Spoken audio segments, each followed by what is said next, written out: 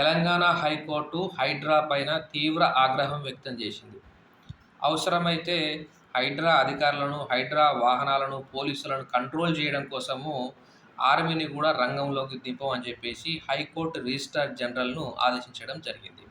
విషయంలోకి వెళ్ళినట్టయితే మనకు మేడ్చల్ మల్కాజ్గిరి జిల్లా మల్కాజ్గిరి మండలం లోతుకుంటకు చెందినటువంటి సర్వే నంబర్ 1, 2లోని 40 ఎకరాలలో ఈ నెల 17న హైడ్రా కూల్చివేతలైతే చేయడం జరిగింది.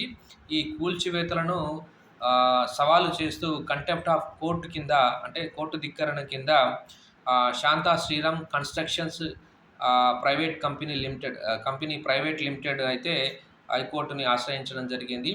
ఈ క్రమంలో పిటిషనర్ తరపు న్యాయవాది హరీష్ కూడా వాదనలు వినిపించడం జరిగింది.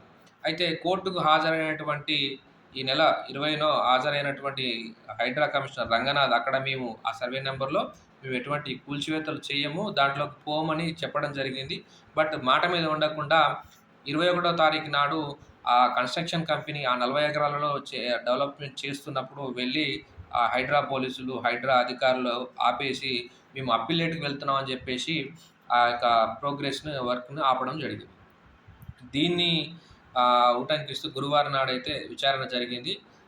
23వ తేదీన విచారణ జరిగిన సందర్భంగా ఏదైతే జస్టిస్ జూకంటి అనిల్ కుమార్ గారు మాట్లాడుతూ, మేము ఏదైతే ఉత్తర్వులు ఇచ్చామో వాటిని మీరు ధిక్కరిస్తున్నారు కాబట్టి మేము ఇచ్చినటువంటి ఉత్తర్వులను అమలు చేయడం కోసం ఆర్మీని మేము అదుపులోకి దింపుతామని చెప్పేసి రిజిస్ట్రార్ జనరల్‌ని కూడా ఆదేశించడం జరిగింది. అయితే ఈ విషయంలో additional advocate general Mohammed Imran Khan కలుగజేస్తూ, ఈ ఒక్కసారి మాకు అవకాశం ఇవ్వండి. మేము ఏదైతే సర్వే నెంబర్‌లలో మేము తలదూర్చబోము, మేము ఎంట్రీ కామని చెప్పేసి ప్రభుత్వం తరపున చెప్పడం జరిగింది.